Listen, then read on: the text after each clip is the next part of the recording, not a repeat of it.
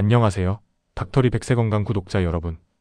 그리고 오늘 제 영상을 처음 찾아주신 귀한 분들, 진심으로 반갑습니다. 여러분의 가장 가까운 건강 동반자, 닥터리입니다. 당뇨라는 두 글자, 그 무게를 저는 누구보다 잘 압니다.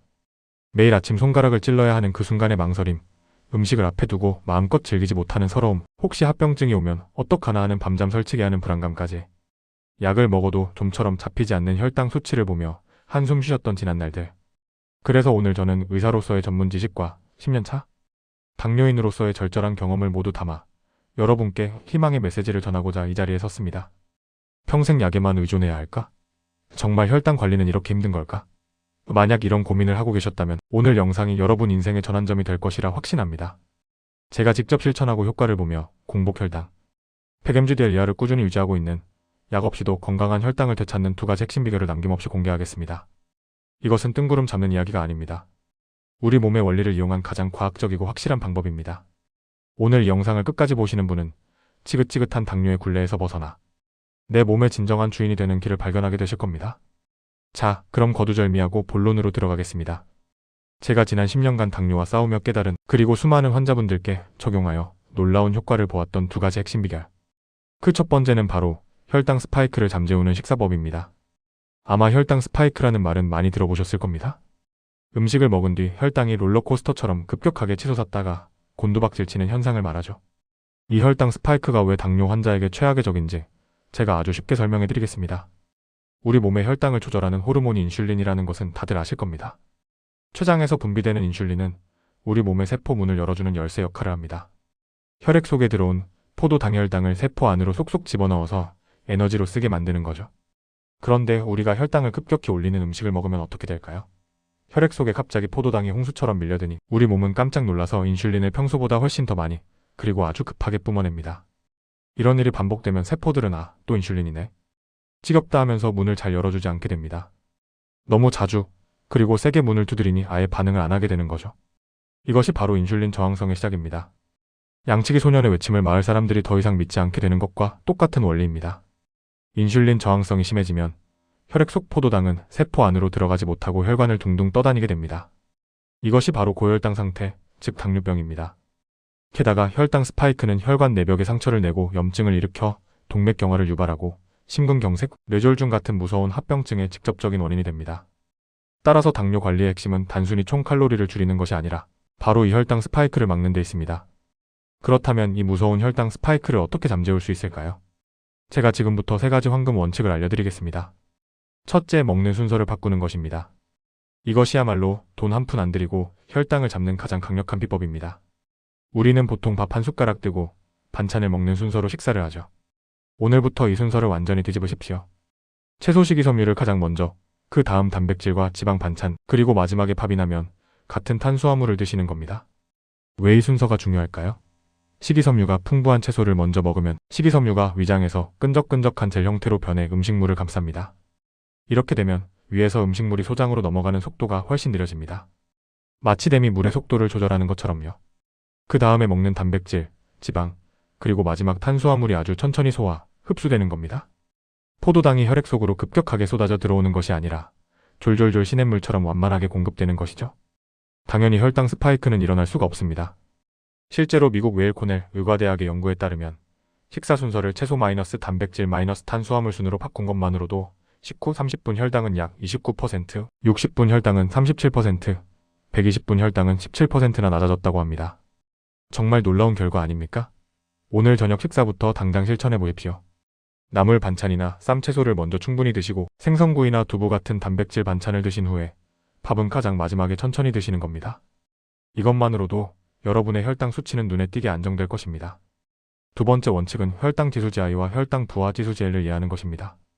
말이 조금 어렵게 들리지만 제가 차근차근 설명해 드릴 테니 걱정 마십시오. 혈당 지수 글라이세믹 인덱스, GI는 특정 음식을 먹었을 때 얼마나 빨리 혈당으로 변하는지를 나타내는 속도계입니다. 흰 쌀밥이나 흰빵, 감자처럼 소화가 빠른 음식들은 혈당 지수가 높고 현미밥이나 통곡물, 콩류처럼 소화가 느린 음식들은 혈당 지수가 낮습니다. 당연히 우리는 혈당 지수가 낮은 음식을 선택해야겠죠? 하지만 이것만으로는 부족합니다. 더 중요한 개념이 바로 혈당 부하 지수 글라이세믹 로드, GL입니다. 이것은 혈당 지수에 그 음식에 포함된 탄수화물의 양까지 고려한 훨씬 더 정확한 지표입니다. 예를 들어 수박은 혈당 지수 GI가 71로 꽤 높은 편입니다. 하지만 수박은 대부분이 수분이라 1회 섭취량에 포함된 탄수화물 양은 적습니다. 그래서 혈당 부하 지수 GL는 4 정도로 낮습니다. 반면에 감자는 혈당 지수도 높고 탄수화물 함량도 높아서 혈당 부하 지수가 20이 넘습니다. 즉, 수박 한두 조각은 괜찮지만 감자 한 개는 혈당에 훨씬 큰 부담을 준다는 뜻입니다. 어렵게 생각하실 것 없습니다. 핵심은 이겁니다.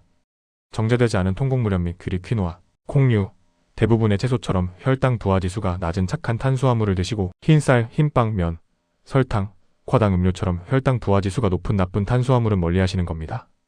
세 번째 원칙은 건강한 지방을 두려워하지 않는 것입니다. 많은 분들이 지방은 무조건 나쁘다고 생각하시지만 천만의 말씀입니다. 우리 몸에 꼭 필요한, 오히려 혈당 관리에 도움을 주는 착한 지방이 있습니다. 바로 불포화 지방산입니다.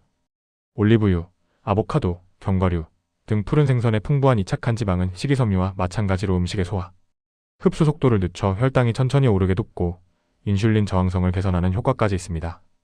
샐러드에 올리브유를 넉넉히 뿌려 드시고 간식으로 설탕 등 과자 대신 호두나 아몬드 한 줌을 드셔보세요. 혈당을 안정시키는 것은 물론 혈관 건강까지 챙길 수 있는 최고의 선택입니다. 자, 이제 두 번째 핵심 비결로 넘어가겠습니다.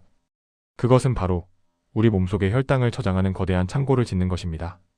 그 창고의 이름이 무엇일까요? 바로 근육입니다. 근육은 우리 몸에서 포도당을 가장 많이 소비하고 저장하는 최대 기관입니다. 식사 후 혈액으로 들어온 포도당의 약 7080%는 근육으로 가서 에너지원으로 사용되거나 글리코겐이라는 형태로 저장됩니다. 즉, 우리 몸의 근육량이 많다는 것은 혈당을 담아둘 수 있는 창고가 크고 여러 개라는 뜻입니다.